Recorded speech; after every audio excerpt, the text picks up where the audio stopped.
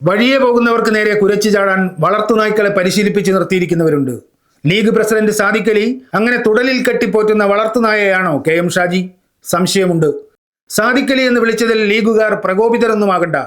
രാഷ്ട്രീയ എതിരാളികൾക്കെതിരെ KM ഷാജി പ്രയോഗിക്കുന്ന അതേ ഭാഷ സാദിഖ് അലിക്കും തിരിച്ചു കിട്ടും.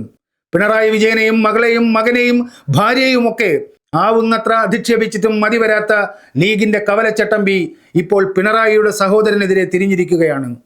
തലശ്ശേരി കലാപകാലത്ത് പിണറായിയുടെ സഹോദരൻ പാറപ്പുറത്തൊരു പള്ളി പൊളിച്ചത്രേ. അങ്ങനെ വിധേയത്തിൽ കമ്മീഷൻ പറഞ്ഞിട്ടുണ്ടത്രേ. സഖാവ് പിണറായി വിജയന് പിണറായി പാറ അറിയാലോ. പിണറായി പാറയിൽ ഒരു പള്ളി ഉണ്ടായിരുന്നു. ആ പള്ളി പൊളിക്കുന്നത് ഡിസംബർ 30 അർദ്ധരാത്രിയായി. പള്ളി പൊളിക്കാൻ ഇന്നത്തെ പോലെ ലൈറ്റ് ഒന്നിട്ട് പൊളിക്കാൻ പറ്റില്ലല്ലോ. ചൂട്ടും വെട്ടുമ്പോ കൈക്കന്നെ കൊണ്ടുപോകുന്നു കരുതിയിട്ട് 30 നിർത്തിവെച്ച് ഡിസംബർ 31 ശാന്തി സമാധാനം വരുന്നതിന് മുമ്പ് ആ പള്ളി പൊളിച്ചു തീർത്തു. പറയുന്നത് ഷാജി അല്ല, വിധേയത്തിൽ കമ്മീഷനാണ്. നിങ്ങൾ മനസ്സിലാക്കണം. അത് മാത്രം തീരുന്നില്ല. അവിടെ ഒരു പ്രതിയുണ്ട്, പേര് കുമാരൻ, സഖാവ് കുമാരൻ. കേരളം ഭരിക്കുന്ന മുഖ്യമന്ത്രിയുടെ സഹോദരനാണ്. തമാശയ്ക്ക് പോലും നുണ പറയരുതെന്ന് പഠിപ്പിച്ച പ്രവാചകന്റെ പേരിൽ പ്രസംഗവേദികളിൽ മുട്ടിന് ആണയിടുന്ന KM ഷാജി ഒരു ഏഴാം കൂലി അധമഭാഷിയാണ് എന്ന് പലതവണ തെളിയിച്ചിട്ടുണ്ട്. ഇപ്പോഴറിയേണ്ടത് ഈ കുരച്ച പച്ച നുണ ഏറ്റുപാടാൻ സാദിഖ് അലിക്ക് ധൈര്യമുണ്ടോ എന്നാണ്. വെല്ലുവിളിക്കുകയാണ്. ധൈര്യമുണ്ടെങ്കിൽ മുസ്ലിം ലീഗിന്റെ ആരോപണമായി ഇക്കാര്യം താങ്കൾ ഉന്നയിക്കണം. അല്ലെങ്കിൽ ഈ വിടുവായനെ നിലയ്ക്കു നിർത്തണം. പിണറായിയുടെ സഹോദരനെ കുറിച്ച് ഒരു പരാമർശവും ജസ്റ്റിസ് വിധേയത്തിൽ കമ്മീഷൻ റിപ്പോർട്ടിലില്ല. 200 പേജുള്ള കമ്മീഷൻ റിപ്പോർട്ട് പൊതുരേഖയാണ്, ആർക്കും പരിശോധിക്കാം. അതിലെവിടെയെങ്കിലും ഇങ്ങനെ ഒരു പരാമർശമുണ്ടെങ്കിൽ പേജ് നമ്പരും ഖണ്ഡിക നമ്പരും സഹിതം തെളിയിക്കാൻ ഞങ്ങൾ സാദിഖ് അലിയെയും KM ഷാജിയെയും വെല്ലുവിളിക്കുന്നു. സത്യമാണ്, പിണറായിയിലെ പാറപ്പുറത്ത് മുസ്ലിം പള്ളി പൊളിച്ച കാര്യം ജസ്റ്റിസ് വിധേയത്തിൽ കമ്മീഷൻ റിപ്പോർട്ടിൽ പരാമർശിക്കുന്നുണ്ട്. കമ്മീഷൻ റിപ്പോർട്ടിന്റെ ഖണ്ഡിക 64 സ്ക്രീനിൽ കാണാം. 1971 ഡിസംബർ 21 വൈകുന്നേരം 300ഓളം ജനസംഘം ഗുണ്ടകൾ പള്ളി ആക്രമിച്ചു എന്ന് കമ്മീഷനിൽ മൊഴി നൽകിയ ആളിന്റെ പേര് C. മൊയ്തു. മാർക്സിസ്റ്റ് സിമ്പതൈസർ എന്ന കമ്മീഷൻ വിശേഷണമുണ്ടെങ്കിലും ഒരു മുസ്ലിം മതവിശ്വാസിയുടെ മൊഴിയാണത്. ആ മൊഴി മുഴുവൻ വായിക്കൂ. The mosque was attacked again on 30th December 1971. About 6:30 by another set of hooligans. The hooligans attempted to attack some Muslim houses also, but their attempt was foiled by the members of the local Marxist party. The police did not arrest the persons who took part in the disturbances, but charge sheeted many innocent persons. പള്ളി പൊളിക്കാനും മുസ്ലിം വീടുകൾ ആക്രമിക്കാനും വന്ന ഗുണ്ടകളെ തുരത്തി ഓടിച്ചത് പ്രദേശത്തെ Marxist party പ്രവർത്തകർ. അതാണ് മൊയ്തുവിന്റെ മൊഴി. മൊയ്തു മുസ്ലിമാണ് സാദിഖ് അലി. വജ്രശുദ്ധിയുണ്ട് ആ സത്യവാങ്മൂലത്തിന്. ചരിത്രമുള്ള കാലത്തോളം മൊയ്തുവിന്റെ വാക്കുകൾ കമ്മീഷൻ റിപ്പോർട്ടിൽ പ്രകാശിച്ചു തന്നെ നിൽക്കും. അപ്പോഴാണ് പടച്ചോന് നിരക്കാത്ത പെരുങ്കള്ളവുമായി ഒരു പാഷാണ ജന്മം പ്രസംഗവേദികളിൽ ആടിത്തിമിർക്കുന്നത്. മുസ്ലിം ലീഗിന്റെ ഒരു നേതാവും ചരിത്രത്തിൽ ഇന്നോളം പറഞ്ഞിട്ടില്ലാത്ത പെരുങ്കള്ളം. ജനസംഘം ചെയ്ത പാപം അരനൂറ്റാണ്ട് കഴിഞ്ഞപ്പോൾ CPMന്റെ തലയിൽ ചാരാൻ ഒരു മുസ്ലിം ലീഗ് നേതാവിന്റെ അഭ്യാസം. ഈ പെരും നുണ നാവാടാൻ എത്രയാണ് സാദിഖ് അലി കൂലി? ഇക്കണക്കിന് പോയാൽ ബാബറി മസ്ജിദ് തകർത്തതും പിണറായി വിജയന്റെ കുടുംബക്കാരാണെന്ന് സാദിഖ് അലിയുടെ പാർട്ടിക്കാർ പ്രസംഗിക്കുമല്ലോ. നാവിനെല്ലില്ലെന്ന് വെച്ച് എന്തും പറയാമോ?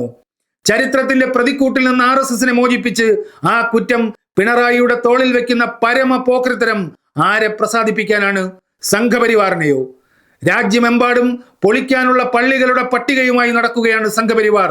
അപ്പോഴാണ് 50 കൊല്ലം മുമ്പ് ഇതേ RSS പള്ളി ആക്രമിച്ചതിന്റെ കുറ്റം പിണറായിയുടെ കുടുംബത്തിന്റെ തലയിൽ വെക്കാൻ ഒരേഴാം കൂലി ലീഗുകാരന്റെ പാഴ്വേല. 1972 ഫെബ്രുവരി 21, 22, 23 തീയതികളിൽ നിയമസഭയിൽ നന്ദി പ്രമേയ ചർച്ച. തലശ്ശേരി കലാപവും അവിടെ മുഖ്യ വിഷയമായി. 1-ാം ദിവസം MV രാഘവനും 2-ാം ദിവസം പിണറായി വിജയനും സർക്കാരിനെതിരെ ആഞ്ഞടിച്ചു. കലാപത്തിന് നേതൃത്വം നൽകിയവരുടെ പേരും ചെയ്തികളും പിണറായി എണ്ണിപ്പറഞ്ഞു. ദുർബലമായിരുന്നു ഭരണപക്ഷത്തിന്റെ പ്രതിരോധം.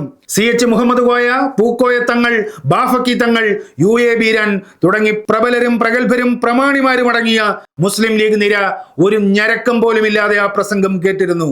പാറപ്പുറത്തെ പള്ളി പൊളിച്ചതിന് പിണറായിയുടെ സഹോദരന്റെ പേരിൽ കേസുണ്ടായിരുന്നെങ്കിൽ അതാകുമായിരുന്നു ഭരണപക്ഷത്തിന്റെയും മുസ്ലിം ലീഗിന്റെയും ഏറ്റവും വലിയ പ്രതിരോധം. അതൊന്നും ഉണ്ടായില്ല. പിന്നെ എവിടെ നിന്ന് കിട്ടി ഈ അധമജീവിക്ക് ഇങ്ങനെ ഒരു കഥ? സത്യത്തിൽ ഷാജിയുടേതൊരു പുനർജന്മമാണ്.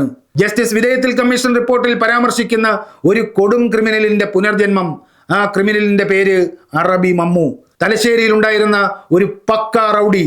സ്കൂളിൽ പഠിക്കുന്ന പെൺകുട്ടിയെ ഒരു പയ്യൻ ശല്യം ചെയ്തതിനെ തുടർന്ന് കൂത്തുപറമ്പിനടുത്ത് വെട്ടുമ്മലിൽ സംഘർഷമുണ്ടായതും തുടർന്ന് അറബി മമ്മുവിന്റെ നേതൃത്വത്തിൽ തലശ്ശേരിയിൽ നിന്നൊരു സംഘം ഗുണ്ടകൾ വെട്ടുമ്മലെത്തി അക്രമം അഴിച്ചുവിട്ടതും വിധേയത്തിൽ കമ്മീഷൻ റിപ്പോർട്ടിൽ പരാമർശിക്കുന്നുണ്ട്.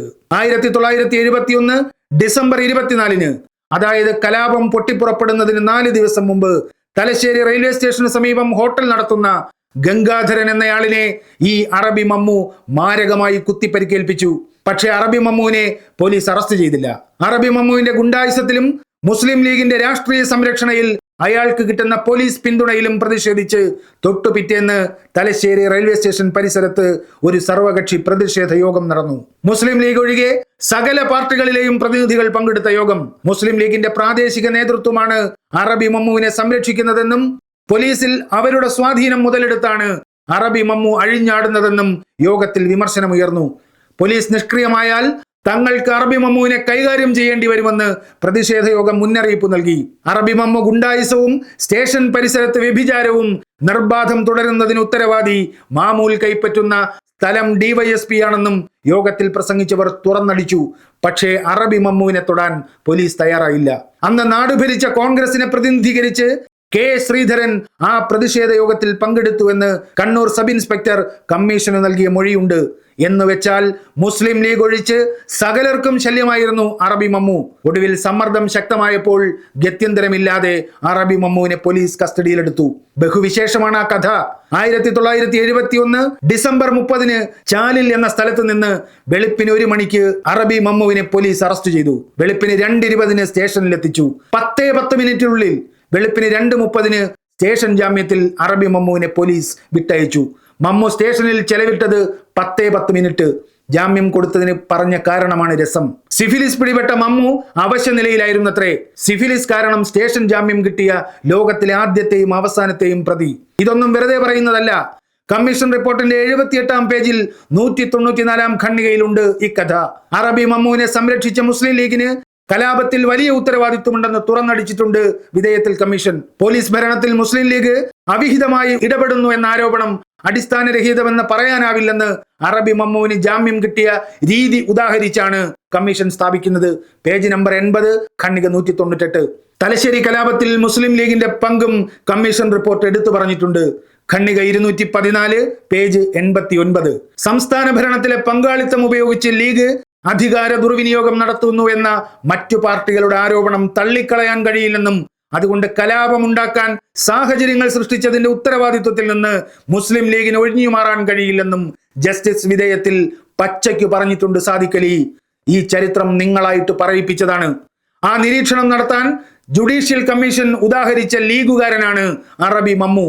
പോലീസിനെ വെട്ടിച്ച് ജാമ്യാപേക്ഷയുമായി കോടതിയിലെത്തിയാൽ ജാമ്യം കൊടുക്കരുത് എന്ന് മജിസ്ട്രേറ്റിനോട് മുൻകൂറായി അപേക്ഷിച്ച സബ് ഇൻസ്പെക്ടർക്ക് പിറ്റേന്ന് വെളുപ്പിന് അറബി മമ്മുവിന് സ്റ്റേഷൻ ജാമ്യം കൊടുക്കേണ്ടി വന്ന കഥയും ജസ്റ്റിസ് വിധേയത്തിൽ വിസ്തരിച്ചെഴുതിയിട്ടുണ്ട്. അതാണ് ലീഗിന്റെയും സിഫിലിസിന്റെയും പവർ. അറബി മമ്മു പുനർജനിച്ച് KM ഷാജി ആയപ്പോൾ സിഫിലിസ് നാവിലായി പോയി എന്നേയുള്ളൂ. അറബി മമ്മു 2.0 റീലോഡഡ്.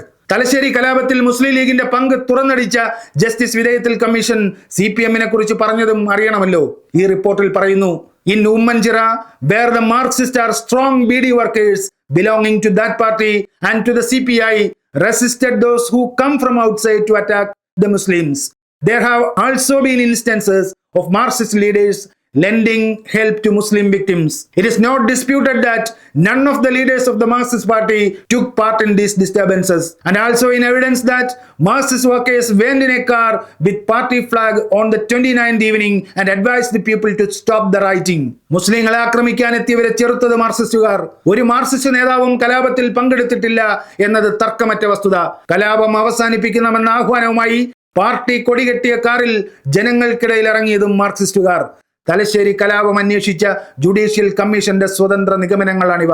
കലാപത്തിന്റെ ഉത്തരവാദികളോടുള്ള സർക്കാർ സമീപനത്തിൽ പ്രതിഷേധിച്ച് കമ്മീഷനുമായി സഹകരിക്കാത്ത CPM-നെ കുറിച്ചാണ് ഈ പരാമർശങ്ങൾ. ന്യൂനപക്ഷ വേട്ടയ്ക്കെതിരെയും നാട്ടിൽ സമാധാനമുണ്ടാക്കാനും CPM നടത്തിയ ശ്രമങ്ങളെ ശ്ലാഘിച്ച ജസ്റ്റിസ് വിധേയത്തിൽ മറ്റൊരു പാർട്ടിയെക്കുറിച്ചും നടത്തിയിട്ടില്ല ഇതുപോലൊരു പരാമർശം. അതും സാദിഖ് അലി ഓർത്തുവെക്കണം. തലശ്ശേരിയിലെ വിഷക്കൂമ്പുകളെ മുളയിലേ നുള്ളണമെന്നും എല്ലാ വിഭാഗം ജനങ്ങളെയും ഒരുമിപ്പിക്കാൻ പാർട്ടി സഖാക്കളും ഘടകങ്ങളും രംഗത്തിറങ്ങണമെന്നും അന്നത്തെ CPM സംസ്ഥാന സെക്രട്ടറി CH കണാരൻ ആഹ്വാനം ചെയ്തിരുന്നു. അത് അക്ഷരം പ്രതി പാലിച്ചുകൊണ്ടാണ് കണ്ണൂരിലെ പാർട്ടി നേതാക്കൾ കലാപഭൂമിയിൽ സമാധാന പ്രവർത്തനങ്ങൾക്ക് ഇറങ്ങിയത്. പിണറായി വിജയനായിരുന്നു ആ പ്രവർത്തനങ്ങൾക്ക് നേതൃത്വം നൽകിയത്. ആ നാടിന്റെ നെഞ്ചിൽ പതിഞ്ഞ ചരിത്ര സത്യമാണത്. തലശ്ശേരി കലാപത്തിന് ശേഷം മുസ്ലിം ലീഗിന് എത്രയോ പ്രഗത്ഭരായ നേതാക്കന്മാരുണ്ടായി. അവരൊന്നും പറയാത്ത ഒരു പുതിയ കഥയുമായി അറബി മമ്മുവിന്റെ രണ്ടാം ജന്മം അവതരിച്ചതിന് കാരണം എന്തായിരിക്കാം? സംസ്ഥാന മുഖ്യമന്ത്രിയുടെ സഹോദരൻ പള്ളി പൊളിച്ച കേസിൽ പ്രതിയാണെന്ന് ഇല്ലാ കഥ പറഞ്ഞുണ്ടാക്കുന്നതിന്റെ ഉന്നം എന്താണ്? തലയോട്ടിയിൽ ഒന്നാം തരം വംശീയതയുടെ മലാശയം കൊണ്ട് നടക്കുന്ന അസൽ വർഗീയ ഭ്രാന്തനാണ് KM ഷാജി അഥവാ അറബി മമ്മു റീലോഡഡ്. അയാളുടെ കഴുത്തിലെ തുടലിന്റെ അറ്റം സാദിഖ് അലിയുടെ കയ്യിലാണെങ്കിൽ ഒരു സംശയവും വേണ്ട, ഷാജിയെ അളക്കുന്ന കോലുകൊണ്ട് തന്നെ സാദിഖ് അലിയെയും അളക്കേണ്ടി വരും.